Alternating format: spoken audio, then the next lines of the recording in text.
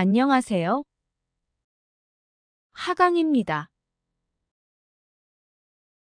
요란스럽게 변죽만을 울렸던 그동안의 진행 스타일을 바꿔서 오늘은 대놓고 당구를 빙자한 수학 공부를 해볼까 합니다.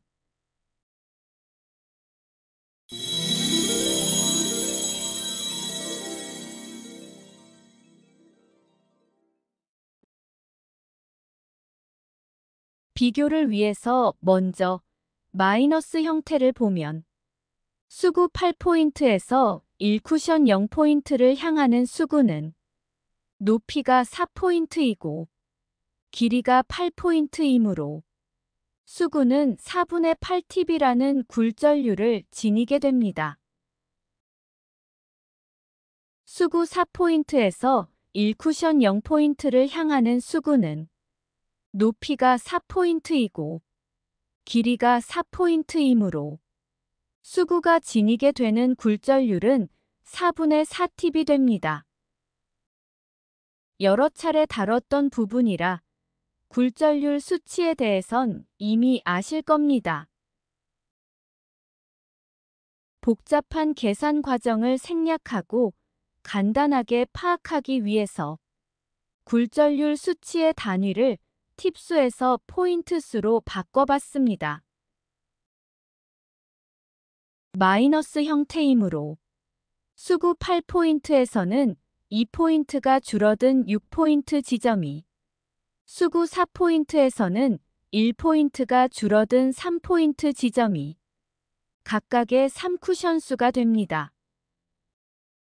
따라서 수구가 출발하는 포인트 수를 알고 겨냥점이 되는 1쿠션 포인트 수만 알면 굳이 계산을 하지 않아도 간단하게 3쿠션 수를 알 수 있습니다.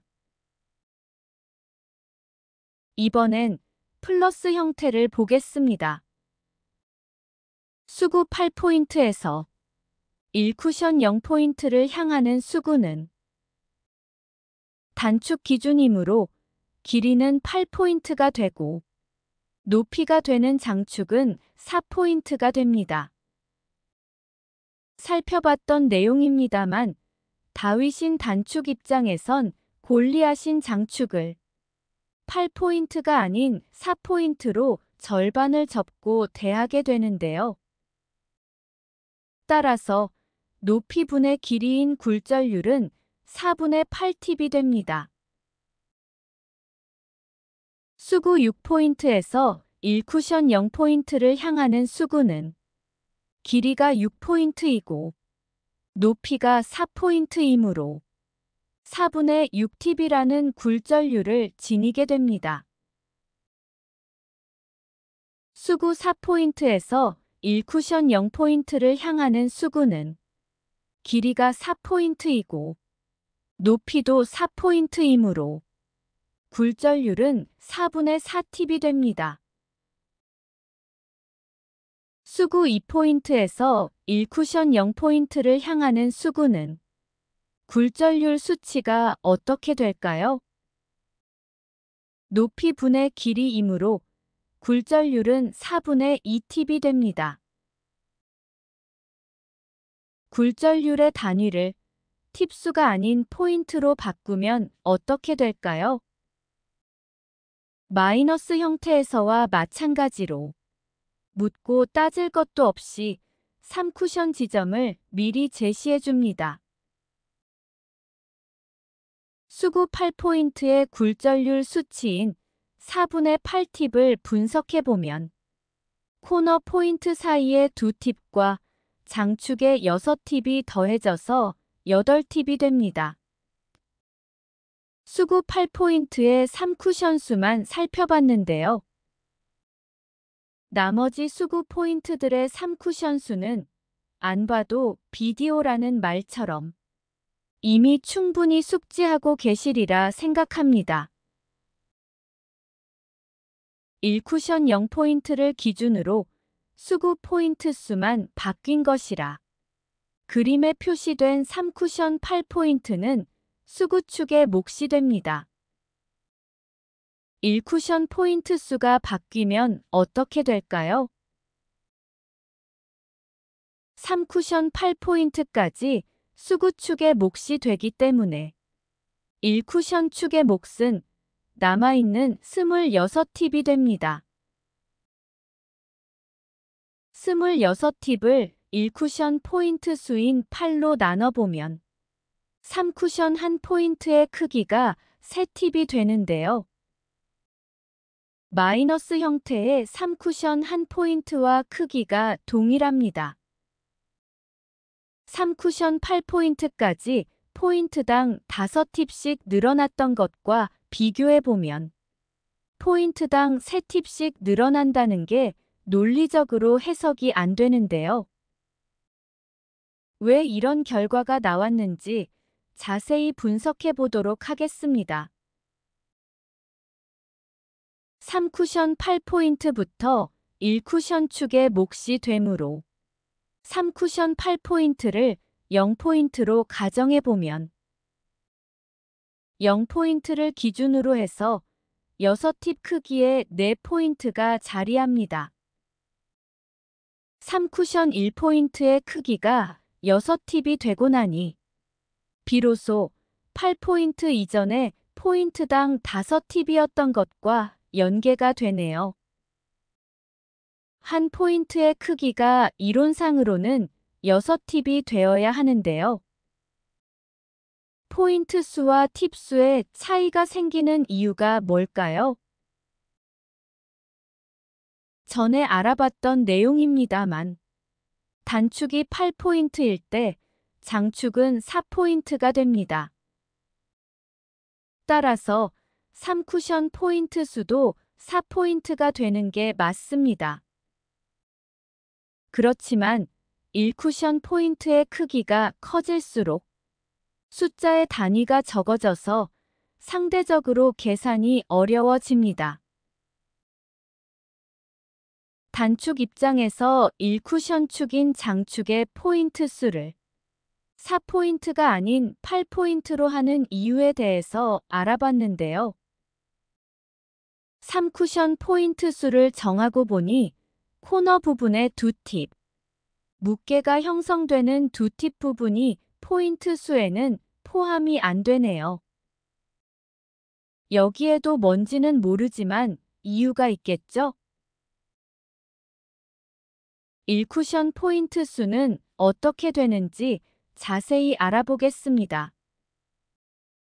그림 속 4개의 시컨트는 수구수가 어떻게 될까요? 플러스 형태이므로 수구 포인트 수에 1쿠션 포인트 수를 더한 것이 수구수가 됩니다.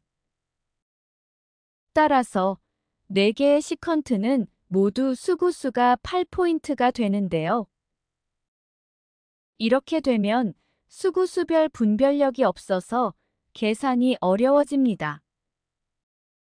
수구수가 같으면 그 결과값인 3쿠션 수도 같아야 되는데 전혀 생뚱맞은 결과치를 가져옵니다. 수구수를 달리하고 분별력을 키우기 위해서 기존 8포인트였던 1쿠션 포인트 수를 16포인트로 늘려봤습니다. 1쿠션 포인트 수를 2배로 늘리고 보니 수구수의 분별력도 생기고 3쿠션 수와의 매칭도 그려집니다. 여러분들도 어렴풋이나마 수구의 동선이 그려지시죠? 결과적으로 1쿠션 포인트 수는 16포인트가 됩니다. 원래대로 하면 1쿠션 포인트 수는 4포인트가 됩니다만 계산상의 편의와 분별력을 추구하다 보니 시납으로 16포인트까지 그 크기가 커지게 되었습니다. 3쿠션 포인트 수를 자세히 보면 2포인트의 크기가 6팁이 됩니다. 이 얘기는 한 포인트의 크기가 3팁이라는 걸 뜻하는데요. 지극히 원론적인 문제가 되겠습니다만 이 부분과 관련해서 조금 더 살펴볼까 합니다. 깊은 내공의 소유자이신 조봉한 박사님의 깨봉수학에서 중요하다고 생각되는 부분을 슬쩍 퍼왔는데요. 어떤 내용인지 먼저 한번 보시죠. 이걸 실생활에서 쓸 때는 원이 이렇게 있으면은 이 원의 면적은 1일 때 얼마였어요? 면적이 파이였어요. 그러면은 이렇게 해보니까 실제 이 큰 거의 면적은 4였는데 이 면적이 차지하는 부분은 파이니까 차지하는 비율은 4에서 위에 파이 이거다 이거예요. 그럼 이걸 한번 계산을 해봐서 느낌으로 알아보자. 그러면은 파이는 우리가 3.1 쭉 나가는데 보통 3.14까지만 우리가 기억을 하고 있죠. 이것을 3.14라고 하고 얼마인지를 느낌으로 하는 거니까 이거 4로 나누면은 이게 몇 퍼센트니? 라고 물으면은 여기다 100을 곱하는 거죠. 그러니까 314 분의 4% 정도 되죠. 4는 4로 나누라는 건 반의 반이죠. 2로 나누고 2로 나누고 이거 반으로 나누면은 157 또 반으로 나누면 78이라고 잡고 79 약 79%가 된다 이거예요. 그러니까 한 대충 쉽게 80% 정도 된다는 거죠. 그래서 이런 원의 면적은 이 전체 네모의 80%가 되는구나 라고 생각을 하면 쉬워요. 누가 이렇게 자르고 이렇게 잘라서 결국은 이러한 면적을 주면은 이것은 이거의 80%구나. 그러니까 여기가 5분의 4니까 여기가 4면 여기가 1 정도 되겠구나 라고 하는 거예요. 박사님의 강의 내용을 나름대로 정리해보면 지름이 1인 정사각형에 마찬가지로 지름이 1인 원이 있다면 원의 넓이는 4가 되고 정사각형의 넓이는 원의 넓이보다 1이 크다는 얘기입니다. 이론상으로 보면 수구의 크기는 4분의 4가 되어야 하는데요. 실제 당구대의 모습을 보면 수구의 크기는 4분의 3이니까 이론과 비교해 봤을 때 4분의 1의 오차가 생깁니다. 4분의 1이라는 오차를 어떻게 해석해야 할까요? 이 부분에 대한 답을 찾기 위해서 박사님의 강의를 하나 더 보겠습니다.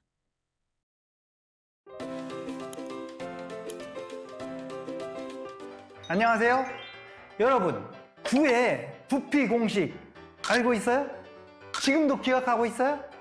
부피뿐만 아니고 원주 또는 원의 면적 또는 구의 표면적 너무 많이 나오죠?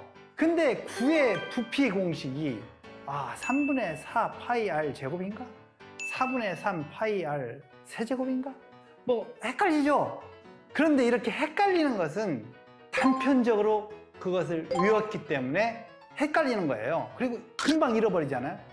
하지만 다 연결돼 있어요. 어디에서부터? 약속부터. 오늘은 그 약속 한 중심에 있는 파이의 약속만 알면 그걸로부터 쭉 이어져서 저절로 이해가 되는 거예요. 우리가 이렇게 반원, 이거의 반지름은 항상 우리가 쉬운 거 1짜리 가지고 하면은 이 반원 둘레를 우리가 파이라고 약속했죠. 왜 약속했어요? 이거 재보니까 너무 복잡하니까 3.14, 15, 92 이렇게 나가니까 그냥 파이라고 하자 이렇게 약속을 한 거예요. 여기에서부터 우리가 원 둘레 또는 원 면적 이것은 2파이겠죠? 이것은 파이예요. 그리고 이건 지금 2차원이잖아요.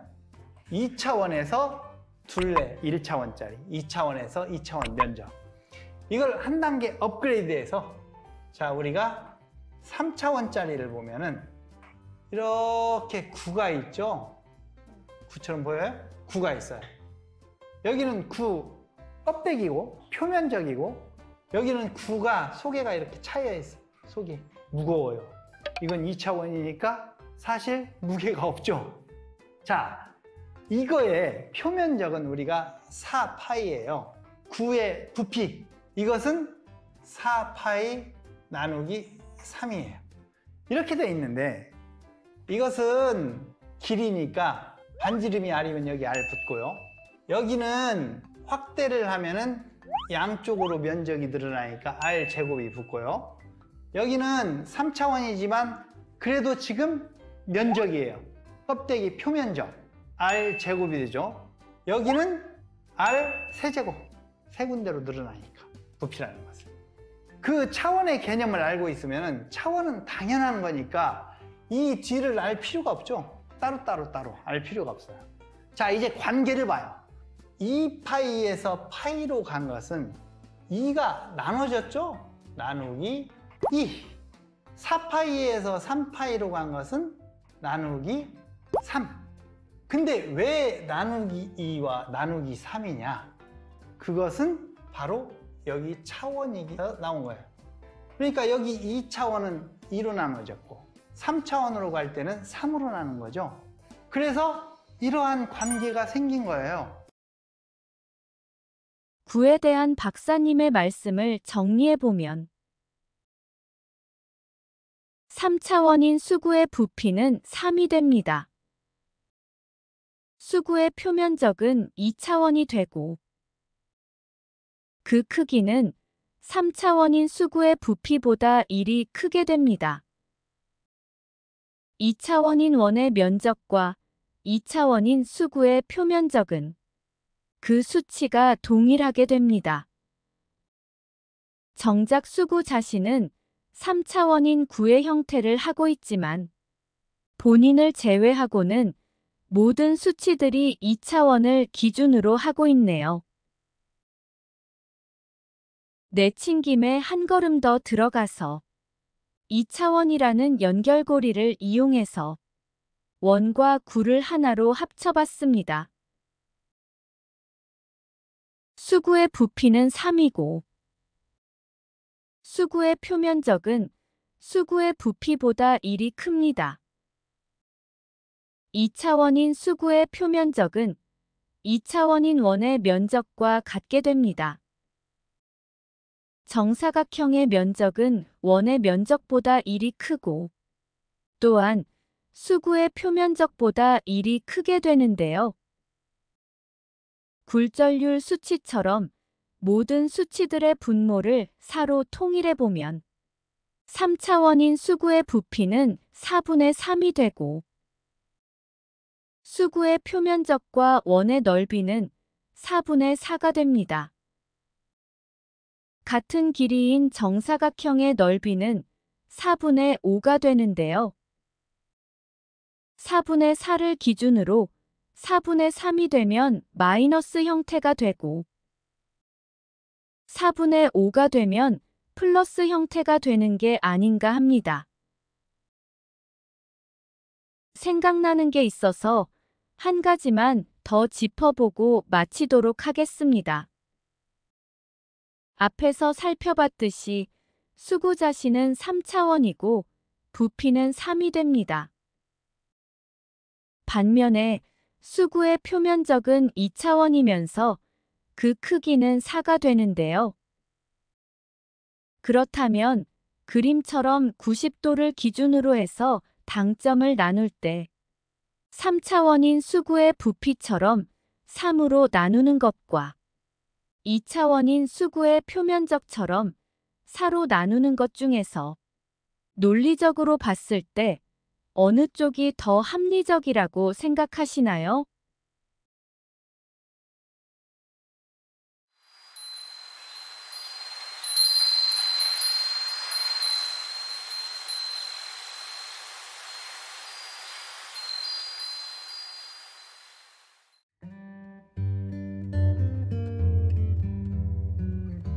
원론적이고 근본적인 부분이라 최대한 많은 것을 살펴봤습니다. 나름대로는 최선을 다했는데 내용이 어땠는지 모르겠네요. 알면 알수록 궁금한 게 더 많이 생기는 아이러니를 경험하고 있습니다. 과연 당구 공부의 그 끝은 어디가 될까요? 수학은 논리를 추구하는 학문이라고 합니다.